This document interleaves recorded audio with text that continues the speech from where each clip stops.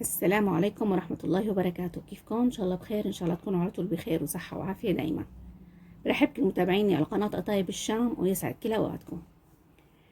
اليوم وصفتنا سهلة وسريعة خصوصي للصبايا والشباب المغتربين، تتحضر بسهولة وبتوفي بالغرض كوجبة متكاملة، واللي هي شرحات مطفاية بالدجاج. وأطيب شي بالأكلة الكزبرة الخضراء. تعالوا نشوف طريقة التحضير. بداية هون بعد ما غسلت الدجاج بالمي والملح ونشفتهم منيح صاروا عندي بهذا الشكل. حابة أقول ملاحظة للمبتدئين، لما بدكم تشتروا الدجاج لازم يكون لون الدجاج زهر، هذا دليل على أنه تازة. إذا غامق هذا دليل على أنه الدجاج بعيد. هلأ بدي شرحهم شرائح بهذا الشكل. هلأ فيكم تروقوا أكتر من هيك. هلأ أنا عندي السميكة رققتها سويتها 3 قطع، قطعتها 3 قطع، والرقيقة قطعتها بس قطعتين. هلأ المرحلة اللي بعدها بدي أحط الزبدة والزيت. هلأ هون ححط الزبدة. بسم الله الرحمن الرحيم.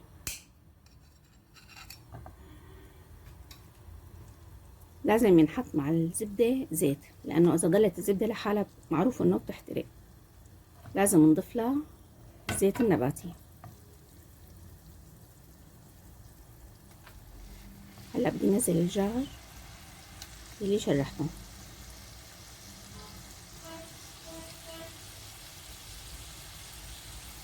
رح اضيف الكمية كلياتها بمقلاية واحدة، ما ححطهم على مقلايتين لأني بدي اياهم يطلعوا مثل ما بنقول روح واحدة، ما بدي يكونوا على مراحل.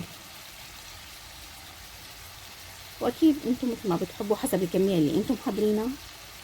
انا اللي عندي الكمية نص كيلو، ما بتحتاج حطها على مرحلتين، بكفي اني حطها على مرحلة واحدة.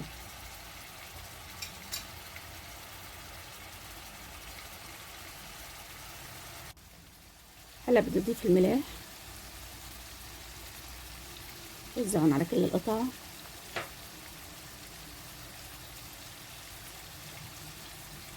والفلفل. انتوا اي اضافات او اي مطيبات بتحبوا تضيفوها، ممكن فلفله حمراء، ممكن شطه، ممكن اي شيء انتوا بتحبوه تكون تغيروا عن النكهه بصير. انا بحبها بس هيك ملح وفلفل على حله.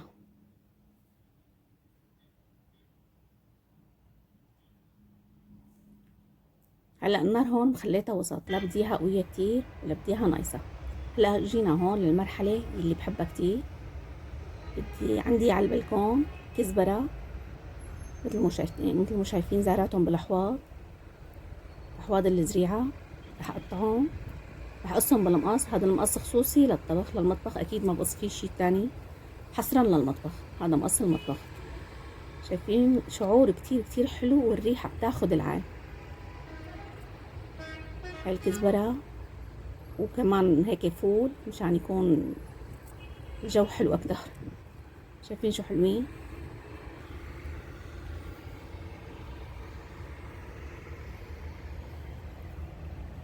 انا ما حقطفهم كلهم، حخليه لغير هلا لانه انا بديها بس للزينة، ما بدي كمية كتيرة. بدي كمية الكزبرة قليلة بس لانه للزينة.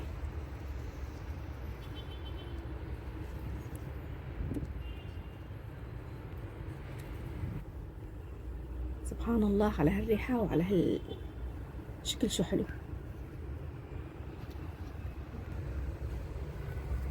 اكيد انتم فيكم تضيفوا اذا بتحبوا كتير فيها كزبره كتيره كمان فيكم تضيفوا اكتر. هلا هون رجعنا لهم، شوفوا ما احلاهم. عن جد عن جد الريحه بتاخد العال ومنظر كتير حلو. هلا هون رجعنا للدجاجات، رح اقلبهم على الوش الثاني مثل ما واضح. شايفين اللون شو حلو. مثل ما قلنا ما حطينا نحن اي بهارات او اي مطيبات غير الملح والفلفل. هلا بعد ما اخذوا لون اول وش كمان رح بهر وملح الطرف الثاني. فيكم تبهروها قبل ما تحطون على المقلاية كمان، بس نحن مشان نسرع لانه بجد هاي الوصفة كتير سهلة وسريعة وسريعة التحضير. هلا حطيت الملح والطرف الثاني، الوش الثاني من الدجاجة والفلفل. أحلى لونهم أخدين هذا اللون الذهبي وريحتهم بتاخد العال.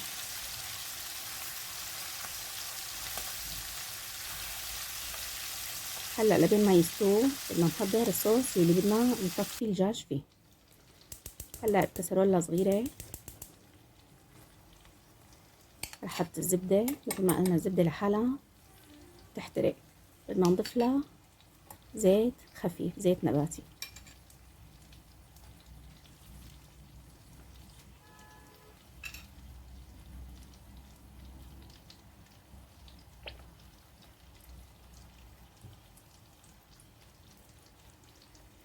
عندي هون الثوم، نحمص الثوم اول شي، ثوم مهروس. كمان انا ما بدي اياهم ياخدوا لون، بدي يضل اللون ابيض مشان ما يتغير لون الصوص اللي بدي احضره، لازم يضل لون الصوص ابيض.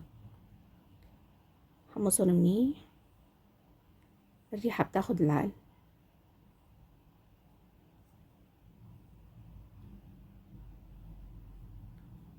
هلا بعد ما تقلت الثوم شوي بدي اضيف معلقة طحين.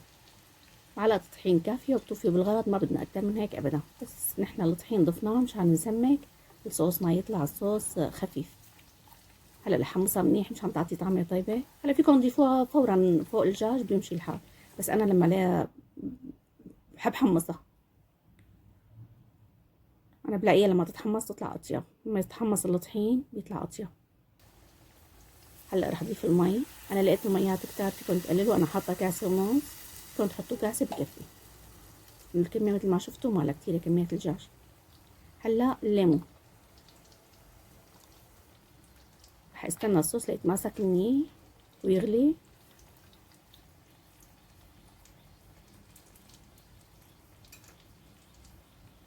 لبين ما يغلي انا رح افرم الكزبره اللي قطفناهم من حوض الزريعه. هلا اكيد لما نكون لابسين كفوف رح نتلبك شوي بالفرن، بس مندبر حالنا ماشي الحال.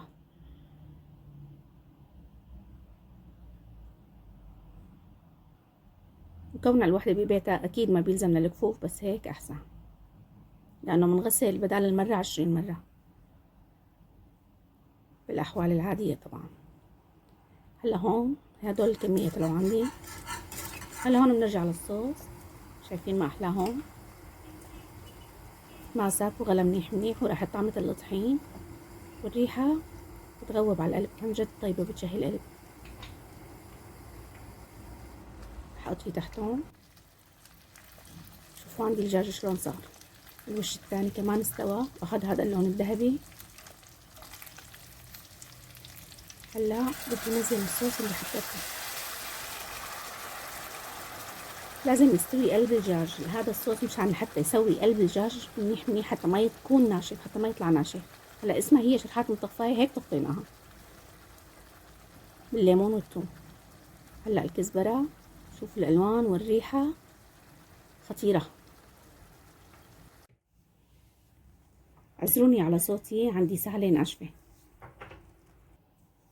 هلا هيك وصلنا لنهاية الوصفة، بتمنى تنال اعجابكم. شايفين هالمنظر، الكزبرة الخضراء، الريحة، الروائح بتاخد العين.